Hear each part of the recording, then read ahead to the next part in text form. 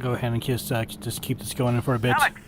Alyx, the signal's back. Can you hear me? Are you okay? Russell, I'm good. How's Dad? They've got him on the train. He's on the move. You've got to find Fairview Junction before they get there. I'm working on it. Any other resin? I'm gonna guess that you probably can't get that if you jump down. So a lot of this mushrooms are kind of indicating what's coming up next in terms of enemies. Because I really thought we'd be fighting the Combine by now, so That's weird. really underestimated that.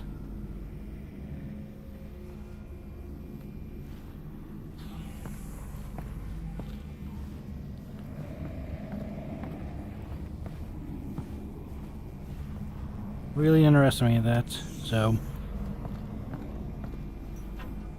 Look, I can put this on, right? Yeah, I guess so.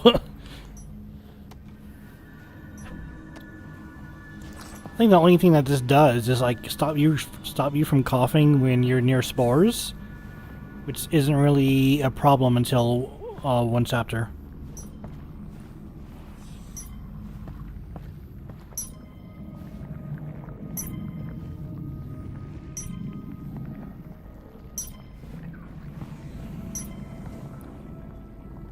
Oh, it's up there, isn't it? I can kind of see the glow.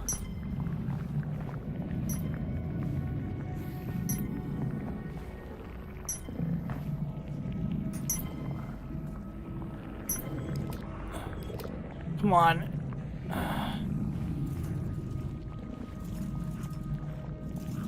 Come on. There we go.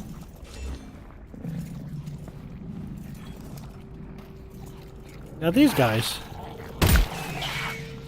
who are armored, and they die in one hit if you shoot their heart. So anything happened when you cut out?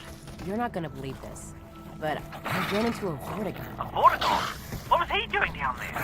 Hiding. I think he escaped from the Combine. What did he say? You ever meet a Vortigern? He said crazy Vortigern stuff.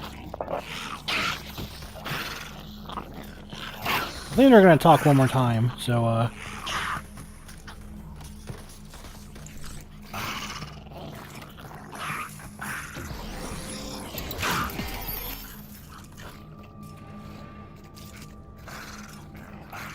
Right? No? Okay. I think we're probably good to listen to this. Oh, wow, there's 12 in this chapter? Oh my god, that's a lot. We spend time on every game design element thinking about how the player is expected to learn of its existence and understand its details. Some design elements are so important that the game experience will break if the player doesn't understand them, while others may just be fun diversions or rewards for exploring the game's systems.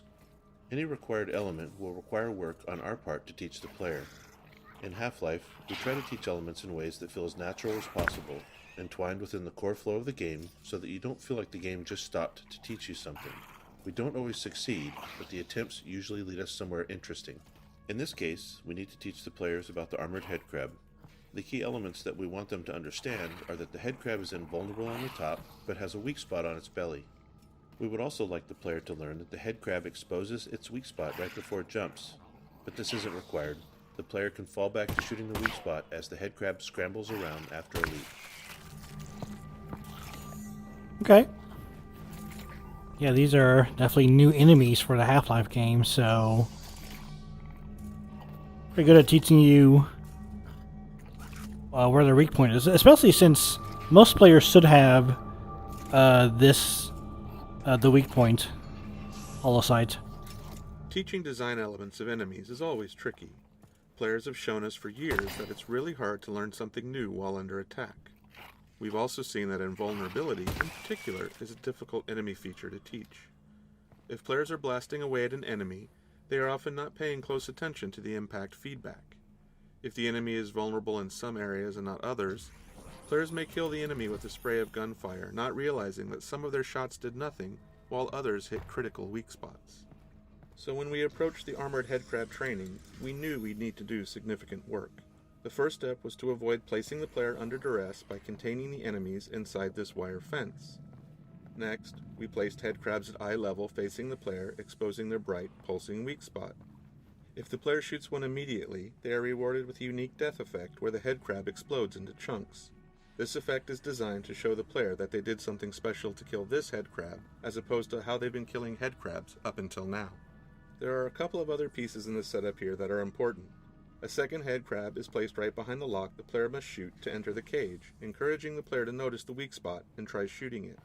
2 more head crabs are loose in the cage, scripted to repeatedly attack invisible points on the wire fence. Oh yeah, they were. This ensures they are constantly demonstrating the way they expose their weak points before they leap, and this allows players to practice hitting the weak spot from behind the safety of the fence.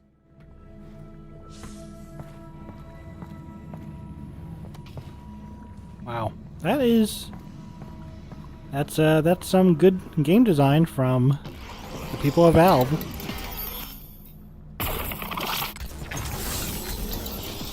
Teaching the player without actually teaching the player. Well, with words. And 3. With any section of natural entwined training, we've observed that there's rarely any one thing that succeeds in teaching all players, nor do 100% of players leave with the perfect understanding we'd like. If player understanding is absolutely critical, we have to build a more bulletproof gate that ensures the player demonstrates understanding before moving onwards. In fact, we do just that when the player acquires the shotgun in the next area. In the case of the armoured headcrab, however, playtesting showed that we could afford to let a few players through with less than perfect understanding. This section gave them enough of a chance to experiment that they got a sense of what was going on, and further encounters with armoured headcrabs solidified it. There was still a lot of iteration on the visual design of the headcrab to further drive home its armour and weak point, and we also added a custom response to shotgun fire. In that case, the armoured headcrab flips over and wriggles for a second, exposing its weak point. This was added to reduce the resource loss we saw happening in players who were still struggling to understand the armoured headcrab mechanics after they acquired the shotgun. Well, a bit of a spoiler is that we're about to get a That shotgun. Vortigaunt I met, he did give me a head crab to eat. Oh, great! What did it taste like? Tell me how you... Russell. I didn't eat it. Right. Of course you didn't. No, that's the right decision.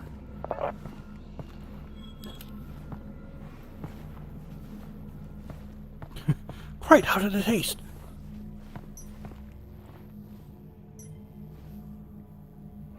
Oh, let me guess. There's probably one up there.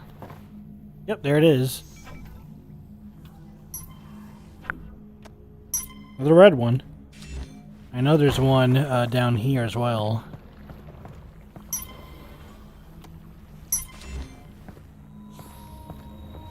Ooh, look, we get a bit of a preview of this upcoming area. So there's a shotgun right there.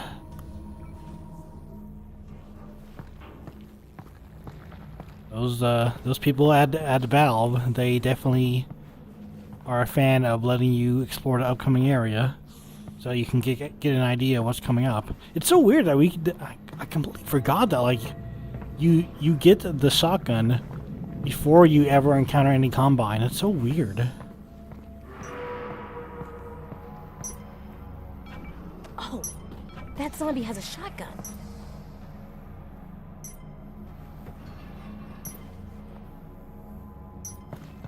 Mm-hmm. Well, that's a blue one, so that one's there. That one's there in the main game. I'm learning about all these resin locations. One challenge we always face when giving a new weapon or tool to the player is ensuring that they collect it before moving on. In these cases, we try to establish some kind of gate that the player can only get past using the new item. You can't collect This this. can be especially tricky in cases where we are giving the player a new tool that doesn't fundamentally change their capabilities, as in the case of the shotgun, where almost everything that can be done with the shotgun can also be done with the pistol. In contrast, the pistol gate, where the player had to acquire the pistol before being able to shoot the lock off of the fence back at Russell's lab, was simple to design and execute. For this shotgun gate, we not only needed to ensure that the player collected the shotgun, but also that they learned how to load it before proceeding. We playtested a number of approaches to teaching the reload mechanics during combat, and repeatedly found that it didn't work. When faced with learning a new, complex task under duress, players would retreat back to using their pistol, which was a known quantity to them.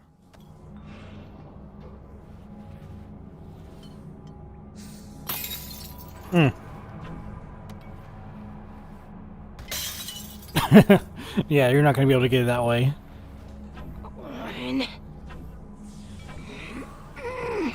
Alright, let's go ahead and actually get the shotgun before we listen to Shotgun Gate 2.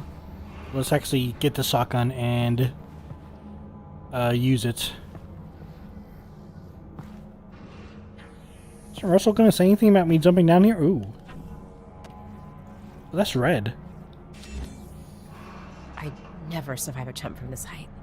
No, absolutely not. Why? Were you considering it?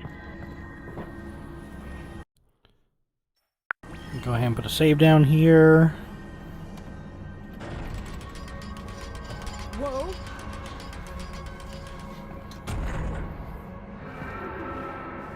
Do you hear that? Yeah. Let's get this shotgun and get out of here. Well, we got some pounding on the walls. So, what you gotta do is raise this up enough.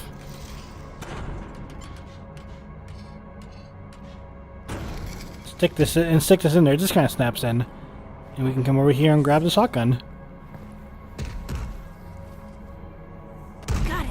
Hurry up and load that thing. It's getting louder. 4 shells left. Alright, we're ready.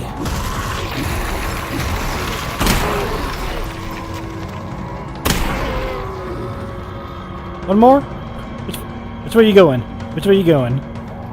You go coming this way? We did it. I love this gun. This is a really cool gun. I really like the one-handed shotgun. Us too. Oh. Hello. Is that all my ammo? Oh yeah, it is. He didn't have any other ammo on him, did he? No? Okay. Well, let's kind of listen to this. Once the player has collected the shotgun, they are only halfway through the shotgun gate. Next, they need to learn how to reload it. To drive home the necessity for the player to learn how to use this new weapon, we added an incoming threat, using a variety of audio and visual effects to sell it. While our goal is to make the player feel like they have a limited amount of time, the time pressure is entirely fake, and everything proceeds based on the player's progress in loading the shotgun for the first time. Once the shotgun has been loaded, a short timer starts, after which zombies burst through the walls. If the player happens to look at the walls before that timer is up, we abort the timer and introduce the zombies. The combination of a timer and a look trigger is a common trick used in places where we'd like the player to see a neat visual moment, but we can't wait forever or the game simply won't progress. The breaking of the walls by the zombies is the final step in opening the shotgun gate. Having new enemies open the way forward when they enter the player's space is a fairly tried and true method, but it's never one we're particularly happy with. It's always a bit too convenient and lacks agency on the player's part. But in a setup like this, which contains a novel puzzle, a new weapon, and its associated mechanics, plus an ambush, we're already dealing with a lot of design complexity packed into a small space, and further additions would complicate the scenario even further. Huh. Interesting. I'm really enjoying the commentary, and it's just kind of like the developers' thoughts and process of setting up what they call gates, just to kind of make sure that the player knows how to use something before they move on. Oh.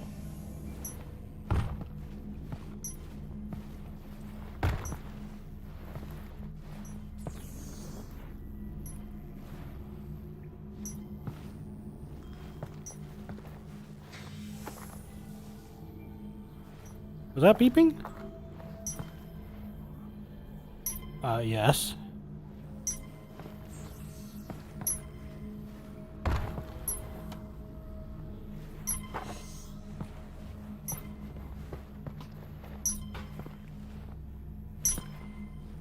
It's definitely up there. Oh, there it is.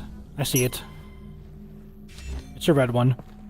And gonna double check over here real fast just to make sure you guys have one. Hello, would you like an interview? I don't want to shoot them and waste any ammo.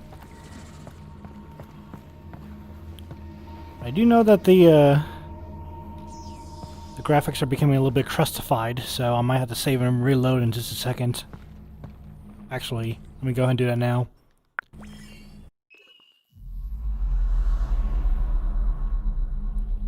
Much better. Much better. Shotgun Design 1. The visual design of the shotgun included a number of challenges. Shotguns in games are generally powerful, and we communicate that power with bulk. As a result, they're big and held in two hands. But our experiments with two-handed VR weaponry didn't reach a level we were satisfied with. When holding a two-handed object in real life, the object itself provides a physical connection between the two hands, and that constraint allows players to stop thinking about it consciously, in addition to providing physical feedback. In VR, without that connection or feedback, we found that players had to keep maintaining their own internal sense of how they were holding their two-handed weapon, or they dripped their hands into positions that were hard for us to reconcile. As a result, our two-handed weapons required players to play along more than we liked. Since one of our core goals with Half-Life Alyx was to allow players to fully immerse themselves by ceasing to think about what they were doing in real life, we decided to focus on single-handed weapons, including the shotgun. Oh, what? Oh, yeah. Better listen to this one. Nothing in here? Oh, yeah, there is. I bet you it's in here. No? Not on there? Isn't that great?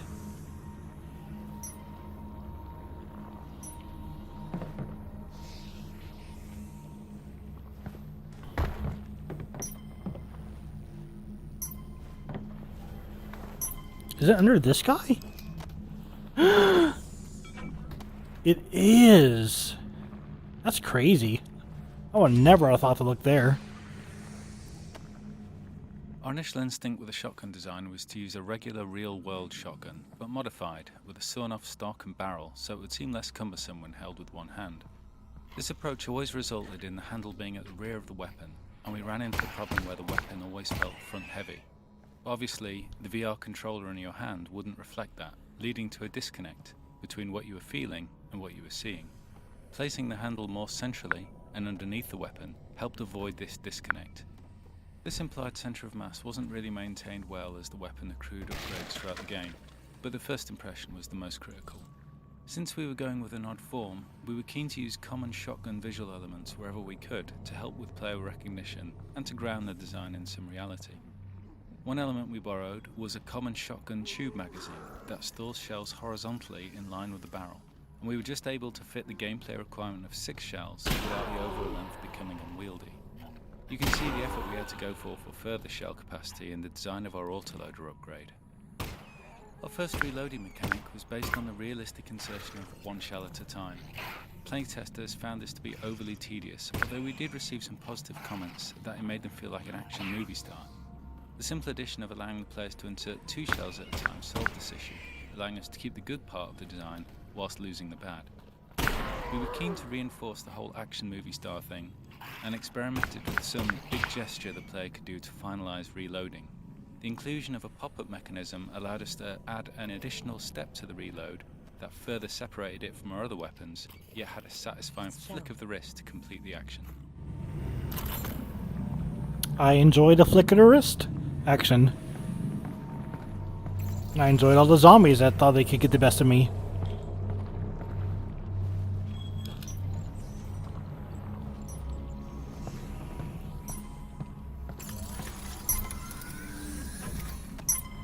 Okay, I got some really good news. Is that, oh, I love it when that happens. Yeah, I can somehow get the resin, get it out of the, bucket.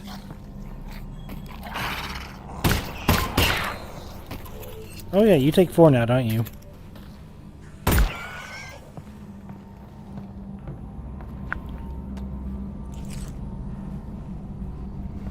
There's no audio thing in here, right? Okay.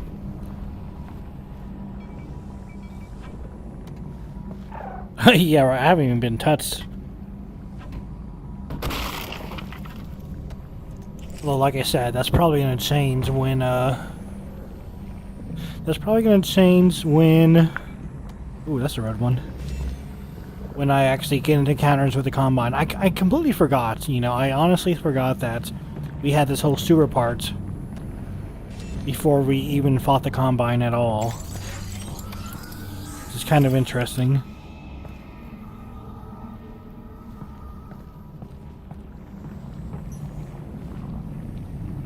I hear something.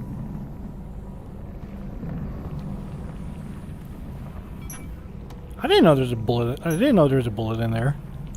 Bullet, bullet, bullet.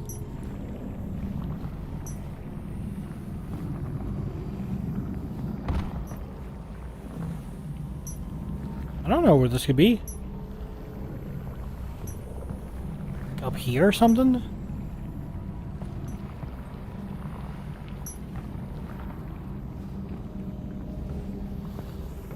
Oh, I really have no clue.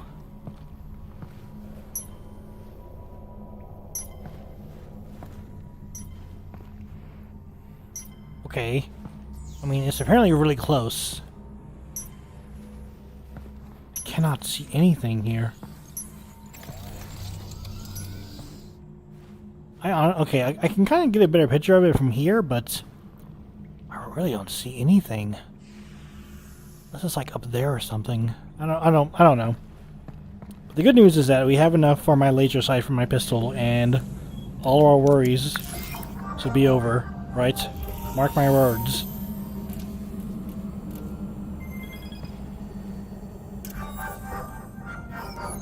Mark my words. Please don't mark them. Give me my laser sight. Oh, no, I keep forgetting that's 35.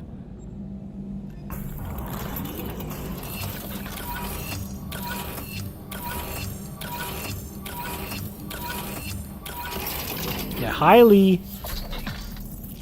recommend the laser sight because it just makes aiming a million times easier. Wow, my gun's looking pretty good. Russ, come on. At this point, it's kind of our gun. Don't hold it, don't see it. Last show. Communist Russia plays. I guess we could also get the laser sight for the shotgun, I guess. Why not? We should be getting plenty more resin in the future. Hopefully. I still don't know what the resin is over there. Oh, that should come in handy. Yeah, this is really cool. I really like the laser sight for the shotgun. It's really nice.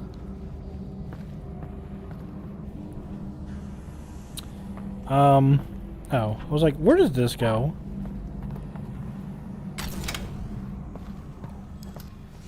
All right, I just want to double check. I just want to see if is there resin like over here?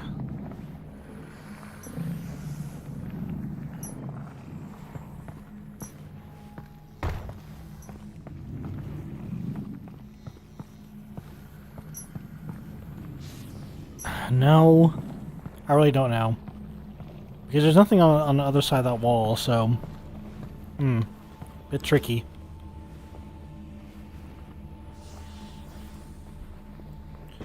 Get a full RP ladder walk. Pulling myself up and over.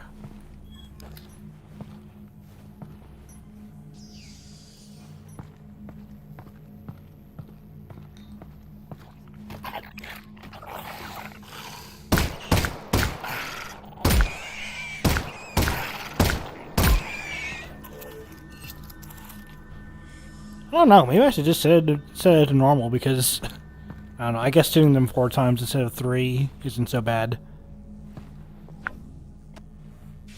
It's really not a problem.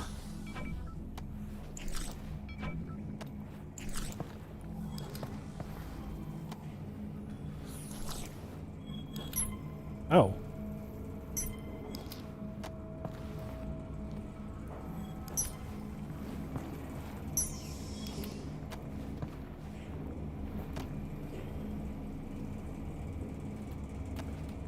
Are you hiding one? No.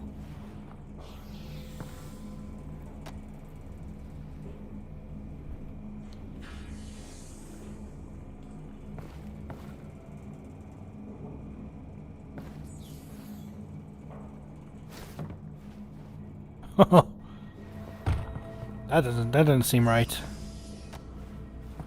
I put this like right here. Aha! Look at that. Now that's a good hiding place.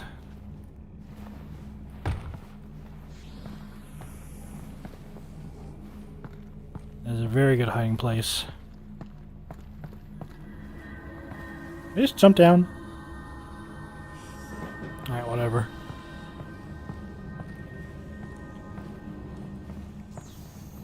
Unless there's something on the other side of that door, I'm... Oh!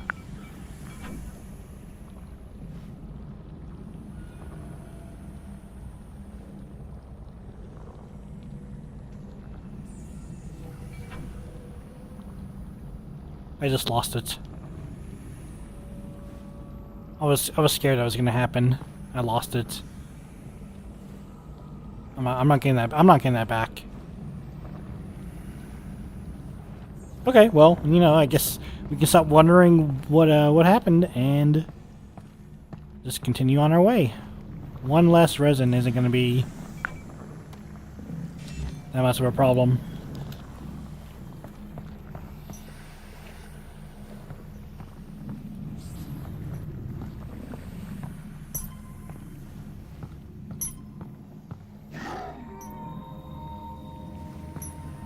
Hold on, let's listen to this. Too dark. You'll need a flashlight. I think you're right. As with the shotgun and the pistol, we needed a gate for the flashlight to ensure the player couldn't proceed without it. We tried a number of designs around the moment where the player collected the flashlight, but they all ended up being about the player picking up an object, and not specific to that object being a flashlight. Given that the flashlight's primary function is to provide light, we felt the gate needed to be an area of darkness. We also really wanted the player to be excited to get the flashlight, and that meant they had to experience darkness before collecting the flashlight. This turned out to be an interesting challenge, because we already had many poorly lit areas prior to this, and now we needed an area that was so dark that players would correctly interpret it as a gate. Our initial implementation was simply to ensure there were no lights within the hallway. Unfortunately, playtesting immediately showed that wasn't enough. Some VR headsets have extremely low black levels, and on those headsets, enough light bounced in from this lit area to enable players to move forward. In addition, our low ground fog provided just enough contrast in the dark hallway for players to make out the scene and stumble through it. Even once we removed fog and bounce light in this area, we saw yet other ways that players tried to move forward. Some players would fire their pistol repeatedly, using the muzzle flash as a strobing light source. I had to do that in the Others mod. would use the teleport targeting UI to probe the room, because at that point in the project, it had a small light source attached to it. In the end, we disabled muzzle flashes inside the hallway, and the teleport UI lost its light. The final step was the addition of some dialogue from Alyx, commenting on the darkness and her need for a light source. This was aimed at solving a perceptual problem. Up until now, our game has taught players that their goal is to continue moving forward. And any time that forward progress is blocked, it's because there's something in the local area that needs solving. Given that structure, it's entirely rational for players to do everything they can to find some way to see in the darkness ahead. Alyx's dialogue is aimed at telling the player that the game has recognized their attempts to move forward here, but the solution lies elsewhere. Subsequent playtesting showed us that this dialogue, coupled with the brightly lit area containing zombies off to the right, helped tug players past the darkness entrance and on towards the flashlight. Where did my resin go?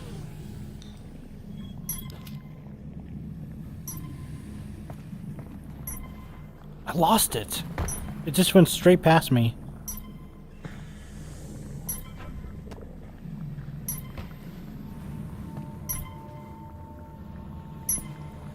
I just glitched out that piece of resin, didn't I? Yeah, all because I didn't catch it.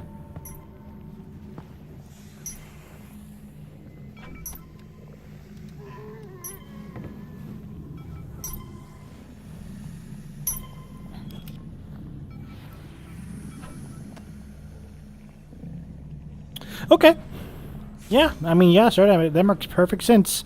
No, what actually happens is that those are little spots for head crabs to come out of, and what happened is, I bet somehow, out of everywhere that resin could have gone, it fell inside there.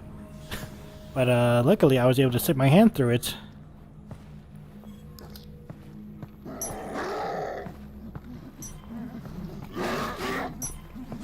You guys want to both come at the same time, or actually?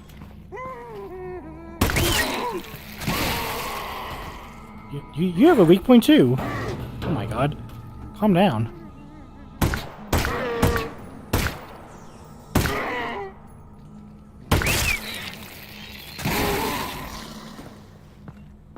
Well, that could have been 2 bullets if I was good at the game. Yeah, I definitely did not need to use this.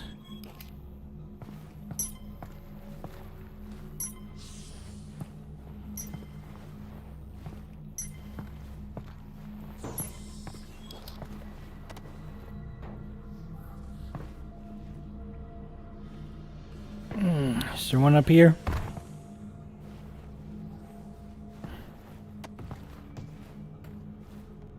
Here's what I'm going to do. We're going to put this there. Put that. Good enough. No, not good enough.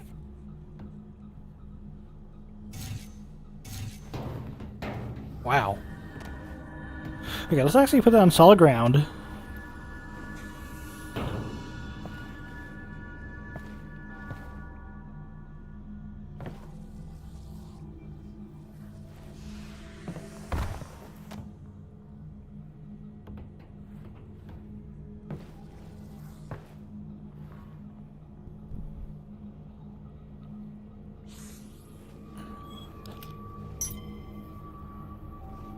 It's like right here.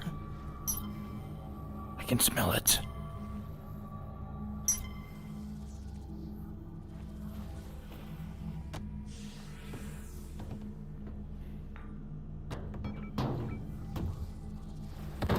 Had to use a Looney Tunes method and I still couldn't even do it. Okay, well that's fair enough. I can't get up there. So unless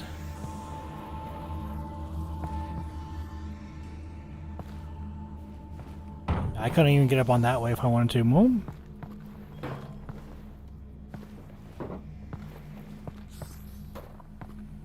alright, that's okay. We'll just carry on.